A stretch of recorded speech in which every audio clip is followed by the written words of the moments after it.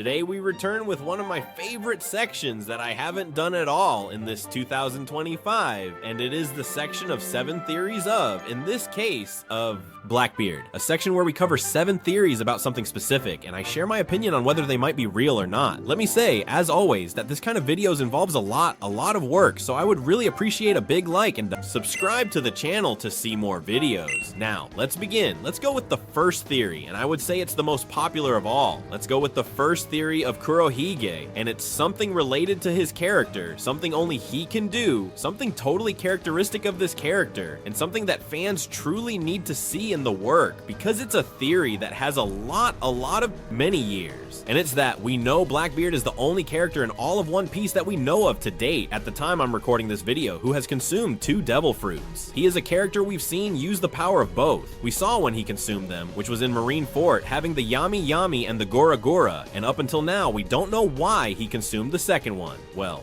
even without knowing how he consumed the second one, fans have been thinking for a long time that he will consume a third.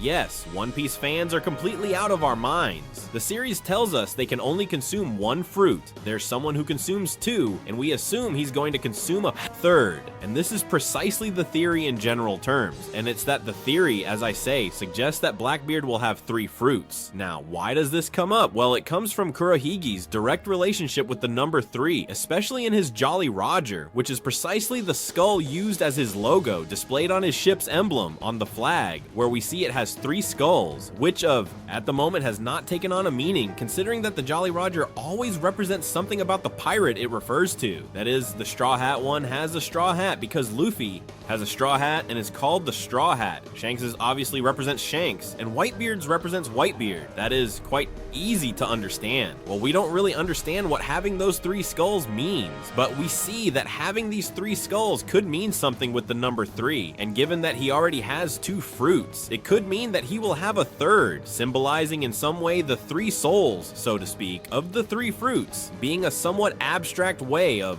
represent him. Then we also see that he always appears with 3 pistols, the number 3 again, and even in some of his bounties, we have seen that he is linked to the number 3, which is certainly curious. And the theory and the details go a little further, because at the moment we see that he supposedly has a Logia, which is the Yami Yami, which it is supposed, according to him, the most powerful Logia. He has the Gora Gora, which is a Paramecia, and according to what they say in the series, it is the most powerful Paramecia of all, and we assume a Zoan would be needed, unless, as I say, the Yami Yami is not really the Yami Yami, and it is another fruit as happened with Luffy, and that one is a Zoan and really has to obtain a Logia and make our heads spin a little at Oda, which can happen, honestly, which can happen, especially because, as I say, he is the reflection of Luffy, so considering that the Yami Yami was the mirror fruit, in quotes, of the Gomu Gomu, well, it's quite possible. Even over the years, many theories have emerged about which fruit he is going to consume, ranging from things like that he was going to consume Kaido's, to even things like he already had the Cerberus fruit of the 3-headed dog, which allowed him to eat those 3 fruits, and also symbolized the 3 skulls on his ship and all the topic when, for now at least, the Cerberus fruit, I'm not saying he won't have it in the future, which I highly doubt, but for now it's clear he hasn't had it and doesn't have it. Why? Because recently, in the manga chapters, we've seen that Shamrock's sword, Shanks' twin brother, has precisely the Cerberus fruit, which is the 3-headed dog. Therefore, this theory is completely ruled out, at least as something that has happened. Maybe it could happen in the future, but as I said, for now, no. The dog has it, so Kurohige can't have it. And this theory about the 3 fruits is Kurohige's most famous one by far. In fact, as I said, surely all of you have heard this theory. Those who haven't heard it might find it familiar or something like that, and perhaps you have heard it but didn't know the exact arguments. Here, I have explained it to you, but it seems to me it's incredible how fans, with not really too much information, are so certain that he will have the 3rd fruit. That is, the data aren't very crazy. I mean, it seems to me like they are big clues, but there is nothing super obvious for the level of credibility the theory has, since if you ask any fan, 90% will tell you that he will indeed have a 3rd fruit. In fact, let's do a test. Leave me a comment. Do you think he will have a 3rd fruit? And those of you who think yes, let me know in the comments which one. Make up any fruit if you want. It doesn't need to be anything we've seen. In fact, it would make a lot of sense if we had seen it and then Kurohige had it. It would be a bit repetitive, right? But anyway, let's now go with the second theory, and it's something that has divided the community a lot, and to this day, the community is still quite divided. When I, at least from my point of view, increasingly see it more evident that this theory will be real. I mean, it's something I've seen very evident for a long time, but especially with the latest chapters, the latest arcs, I see it all more clearly, even though there are people who lean the other way. And the theory is that Kurohige, who is a villain that has been introduced for a very long time, since the Jaya arc, right before the Skypiea arc, is going to be the final villain. And there are people who might hear this and say, hey, well, obviously he is going to be the final villain. And others, on the other hand, will say, hey, well, obviously he's not going to be the final villain, because the final villain is going to be Imu. Well, here I'm going to give a bit of my opinion. I'm going to explain a bit of what I think about it, but I'm already telling you, well, for me, Kurohige, final villain by far. And the theory, let's say it has several variations or branches. They all end the same way, which is with Kurohige as the final villain. Now, the only thing that stands between this theory and it being reality is the existence of Imu, as in, at first, it seems that the Navy will not be the final villain, and it seems that people like Akainu will not be the final villain. I don't think they'll introduce another character to be the final villain at this point in the series, around chapter 1100 something. I find it really unlikely, so I think the only thing that stands in the way between Blackbeard and the final villain is precisely Imu. So as I say, the theory holds that Imu will be something of a stepping stone, providing information about the Void Century and such, but not the final villain. In fact, there are even, as I say, various theories that, for example, Luffy will defeat Imu and then will go after Blackbeard. And so thinking that Imu might not even be bad, that he won't be strong, that he won't fight with him, I mean, there are many ways to look at it. I'll tell you a bit about my personal theory, because I think it is the one I can talk about the most, because I have been defending this for years. In fact, since I have had the channel and as far back as I can remember, I have been defending this theory. My idea is that Kurohige at some point will kill Imu, take the empty throne, take control of the world government, and that will be Luffy's fight. That is to say, as if it were with Imu in the sense that he is ruling the world. But it makes sense because he is a pirate, he is Blackbeard, and he is the villain they have been building for 900 chapters, not the villain who appeared in chapter 900. So as I say, for me it is something that makes a lot of sense for the work of One Piece, that the final battle is between pirates, between two pirates, because One Piece is a series about pirates. Yes, it deals with many more themes and is much deeper, we all know that, but let's be a bit analytical and think about Oda's way of seeing it. Oda built One Piece as a story of pirates. He will want to finish it as a story of pirates. It's just that it's totally Oda. I mean, that's very Oda and very much his creations. The fact of ending the work directly with a fight between two pirates, being how the work started, which is a pirate work seen from the outside, and in a simple way, I mean, no matter how complicated and convoluted he is making the work with the whole world government theme, he is going to simplify it a lot for the final fight. Why? Because after all, in the points, simple. At the basic points, Luffy is still a dreamy pirate who is very silly and likes to eat and have fun, and Blackbeard is still the bad pirate who wants treasures and wants to rule the world. And that will be the simple story that will be decorated with the whole Void Century theme and will have a very deep background, obviously, but that the eyes of the viewer will be able to see as a fight between two very different ideals. Simple and very beautiful, and it will be an incredible fight. So for me, the way I see it is that this theory will become reality and that Kurohige will be the final villain. But as I said, there are many people against it, many people thinking differently, many people with conflicting arguments. Well, then leave it in the comments. Who do you think will be the final villain? Imu? Blackbeard? Someone else you have in mind? Foxy? Queen? I don't know, let me know in the comments. Now, let's go with the third one, and it is a theory that indeed has been discussed for a while, that there was something strange with this, but especially in the Egghead arc, I think it has become much clearer, and it is that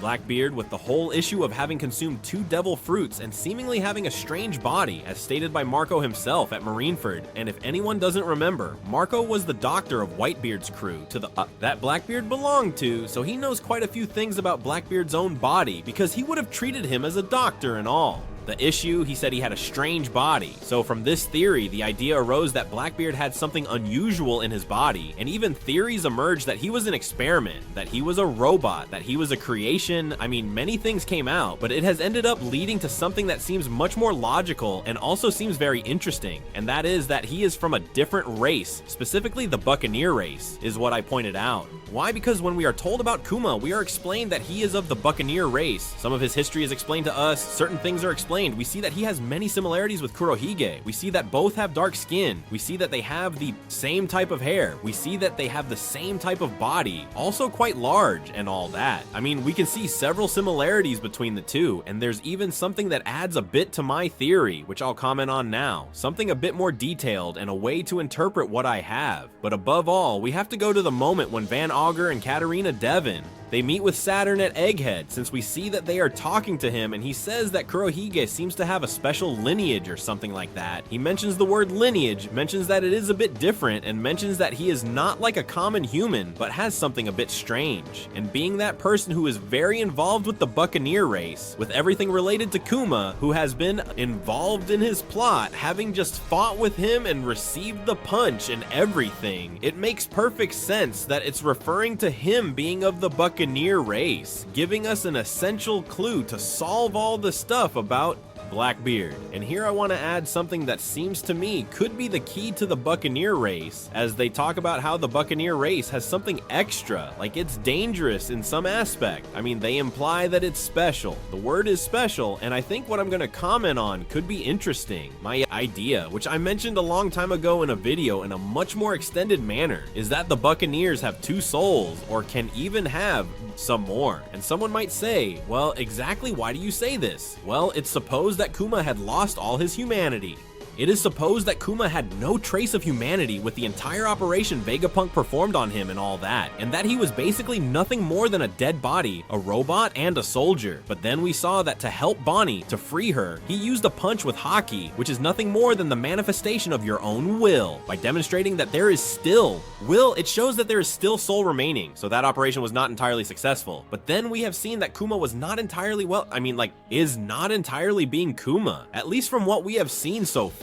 So this would make things very clear for us, and the idea that he might have two souls could be interesting. That one was sealed, which is the main soul Kuma has used all his life, and because he never learned to use the other soul, he couldn't develop it because his parents couldn't teach him since they were both killed, and he was just a child. Maybe it wasn't the right time to teach him, and by sealing this soul, the other soul would remain inside his body, which is what made him save Bonnie, having two souls. And if Kurohige were of the same race, it would mean he has two souls, and he might be a special case, and instead of having two, he has three, which makes him special even among the Buccaneer. And this explains certain things we've seen, like Blackbeard's typical personality change, how he seems crazy, the fact that he can consume 3 devil fruit perhaps, the fact that he can have those two we've seen because he has two souls, and even though he only has one body, his vessel, being from the Buccaneer race, is able to withstand it, and having two souls, he is able to divide it in some way, and the devil fruits work in a manner that hasn't been explained to us in detail, allowing him to withstand with those two souls, and he might even consume a third fruit because he has a third soul, and that is also part of his plan or something like that. I think it could make quite a bit of sense and could be quite logical. To me, the part about the souls, as I say, is something I've dreamed up, drawing it a bit from everything about Kuma and so on, but relating it to Kurohige, as I tell you, is quite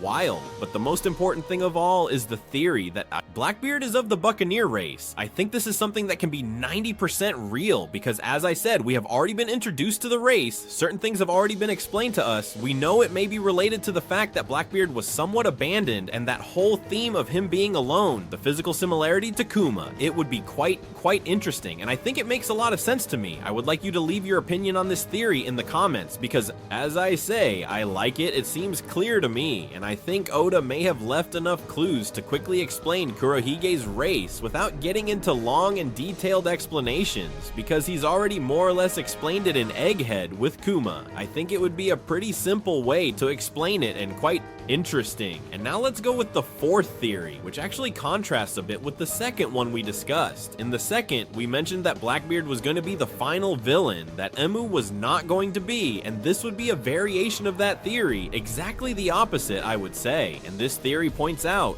that Blackbeard would not be the final villain, and that he would not be one of the last villains because he would join Luffy to defeat Emu. This is a somewhat outlandish theory, but watch out. I mean, despite the fact that I don't like it, I'll tell you in in advance. It seems curious to me, really, and the theory points out that since both are D, since both have an important will, and since Emu wants to put an end to the D clan and is the ultimate evil, the final villain, and that all that he is doing in the world needs to be eradicated, because if not, he will finish off the D clan and such, and they will have to fight because they have no other choice. There will be no other choice in the face of the overwhelming power of Emu, of his weapons, of his knights, of whatever. The two most powerful D will have to unite, who would be Kurohige and Luffy, who had inherited the wills of that Joy Boy, and that evil Joy Boy, that sad boy, however we want to say it, of that person from 800 years ago who would also lose in that final war. It is true that we have not seen any of this in the mural because, as I say, this theory is from much earlier than the mural. It is true that in the mural we haven't seen any of this, but since it is also so abstract, it may be that Oda wants to hide it, that he doesn't want to fully explain it and tells us that yes, that in the war from 800 years ago they did fight, or that they didn't fight together 800 years ago, and that's why they lost and that they would have to fight together. I am trying to justify this theory, with which I completely disagree. Imagine to what extent I am arriving, right? To improve the video, give it a bit of a boost. So the theory suggests that Blackbeard and Luffy will at some point say, okay, we can't defeat this guy alone. We can't defeat Emu. We need an alliance between us. We shake hands. We forget about all this for a moment and we'll fight for the same goal, which would be to end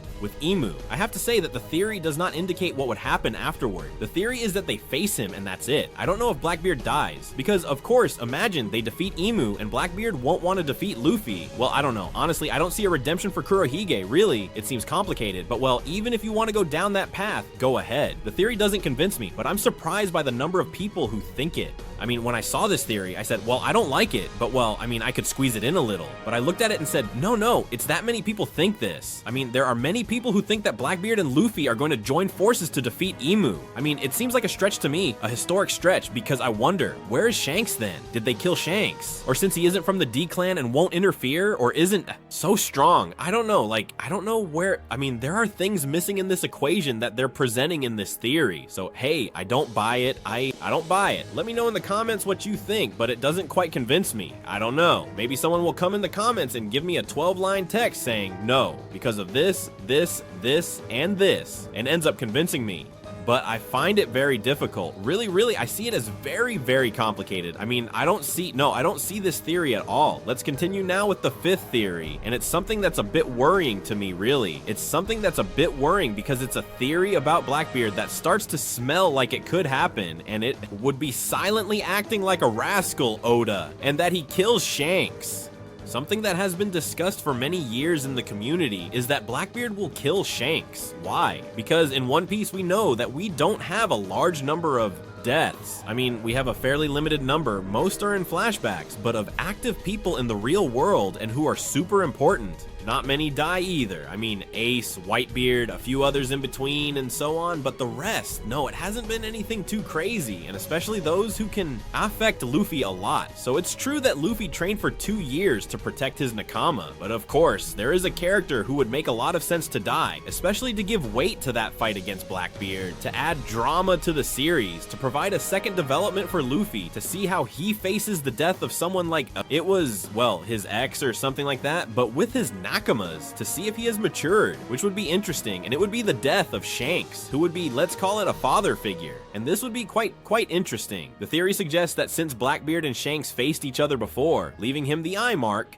Blackbeard, Shanks, well, they might confront each other again, and Marineford would precisely be a foreshadowing of this, since we see Shanks showing up with his crew, saying that if anyone has a problem, to face him with them, and it is seen in the manga how they put Blackbeard and Shanks with their crews facing each other one-on-one, let's say, in the same panels, and showing us a bit how the confrontations would be, hinting that this fight might happen at some point, and seeing that in these 2 years in which Blackbeard has risen to be a Yonko, it hasn't happened. People indicate that this will happen in the future, and since Blackbeard, well, it seems that if he's not the final villain, he will be the second to last villain, as he would kill Shanks, because he would be the one to end up losing. Could it happen that he defeats him but doesn't kill him? Well, obviously it's possible that he doesn't kill Shanks. This would need to be seen, but as for losing, he would lose, yes, and killing him it would also be quite likely, to be honest, because he hasn't killed Garp since he needs him for this exchange, but he might not need Shanks at all, because after all, he's a pirate. As I said, this is one of the theories that, along with the topic of the 3 fruits of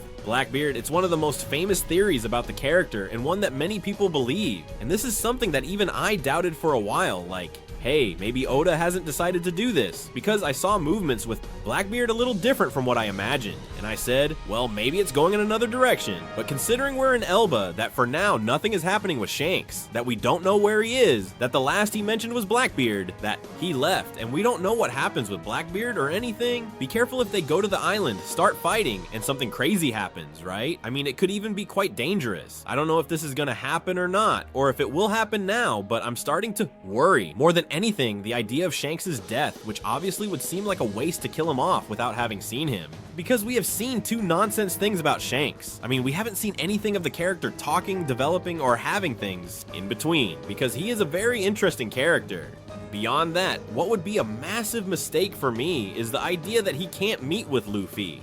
I mean, one of the things I hope to see in the series is Shanks and Luffy together, and Luffy telling him that he will give back the hat, and Shanks saying no, not yet, or that it's his now, that it's his treasure, or something like that. But I can see Oda killing Shanks, making Luffy not meet him, ruining the dream for Luffy, that Luffy cannot return the hat to Shanks, and that he ends the story returning it to the grave, or something like that, or similar, and this way, it would justify the fact that Luffy keeps the hat, at least until the end of the work, in a simple way, giving it some drama or something. But as of today, it's something that's worrying me more and more, because we still haven't seen anything of Shanks or Blackbeard, and I would really like to see something. I maybe have the hope that in Yamato's short story, which is being presented to us today, Blackbeard appears and goes to Wano and steals the Pluton or something by the style, and for something to happen, and for Shanks not to be in the middle so he can't get hurt, and to see Shanks in the future, because I would really love that. But for now, I have to say it's been difficult, honestly. I mean, my fear is growing chapter by chapter. I don't know, I mean, you'll leave your opinion in the comments, but I think Shanks' life is very tied to Blackbeard from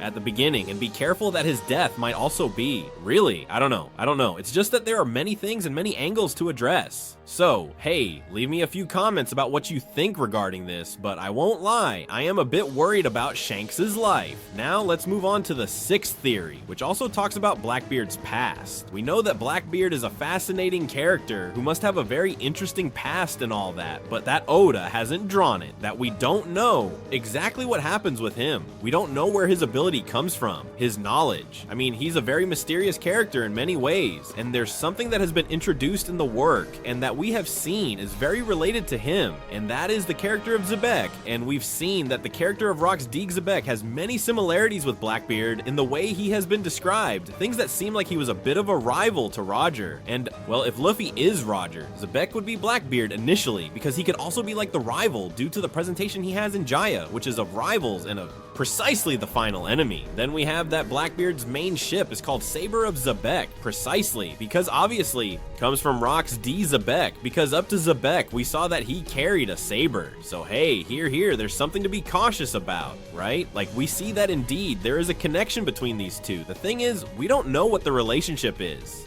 And there are many theories connecting these two. Really, there's but you have no idea of the outrageous things there are connecting them. There are some that say, no, that he's his father, that Rock's D. Xebec is the father, that Blackbeard is the son, and so on. It would make sense in some aspects. Let's see, he should be named Rocks and all that. But well, it could be on the mother's side. Well, you get me, right? 1,000 things could happen. But initially, the theory I'm going to discuss does not follow that line. It's a bit different and even more far-fetched. And the theory says, hold on to your seat, that he is Xebec reincarnated, or something like that. So the theory basically is that the soul of Xebec, the personality of Xebec, is Blackbeard, or is inside his body.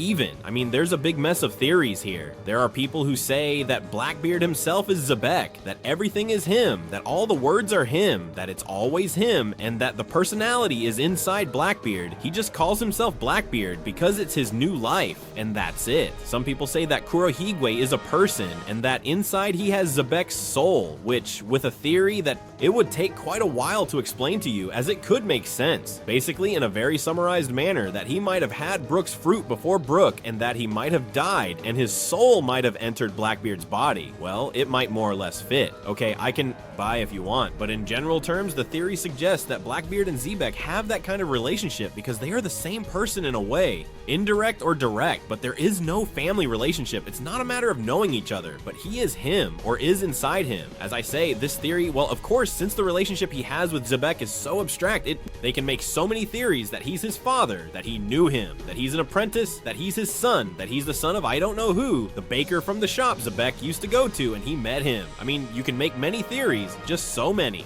So I'm bringing you this because I think it is, within Oda's madness, something quite interesting. Because if it turns out he's the son or something like that, maybe it wouldn't be such a big deal. But the fact of telling us, hey, Xebec is inside Blackbeard, or is Blackbeard, or something like that, would be like, wow, interesting, right? I mean, it would be quite interesting. We would have to see how far everything is analyzed, but especially considering the knowledge he has. Blackbeard, perhaps this theory would make sense because we have seen that he knows things that no one else knows. We have seen that he is quite astute, quite intelligent, who has a lot of knowledge and all that he must have learned from somewhere. Perhaps he learned it by reading, which is possible, obviously, but it could also be because he experienced it as Xebec and still has those memories within his body. So hey, this theory is indeed very abstract, but I mainly want to use it to get you to leave comments on what you think the relationship between Xebec and Kurohige is. To me, this theory is the one I like the most regarding these two. Honestly, regarding Xebec Blackbeard, it's of the ones I like the most by far. So well, we could refine it a bit more, but as I say, it's something so abstract that it's very difficult. So well, let's see how we do it. But yeah, leave it in the comments, let me know what you think and all that, and let's go with the last one. Moving on to the last theory, we have something that is also one of the oldest theories about Kurohige. Really, it's a very old theory and doesn't have too many arguments, but it also happens that there are many people who believe it. I would say perhaps not 80, but maybe 60 or 70% of the people think this might be the case. And it is that Blackbeard is a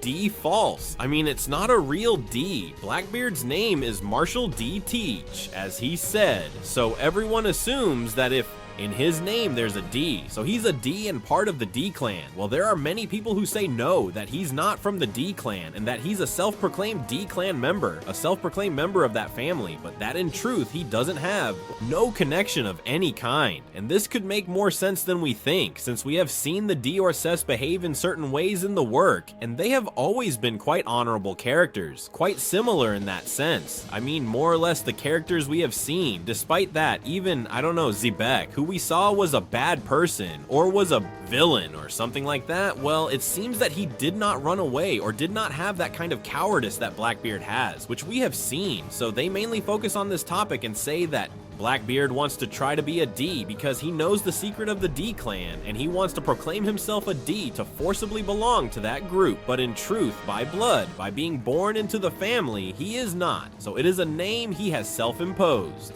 to represent that he is within that D clan and that he is actually a false D, a traitor. In fact, there's even much talk that during the Void Century there might have been a traitor D, and that precisely it would be related to the topic of Blackbeard and the whole matter, and that he was also a false D. It could be quite interesting if Oda, with one of his parallels, makes history repeat itself or something like that. But hey, this theory, despite being quite old, has quite a journey and many people believe it. And well, here's something interesting to analyze. I'm not sure if I would like this. I really like the idea of having a Luffy and a Blackbeard as two versions of the Clan D.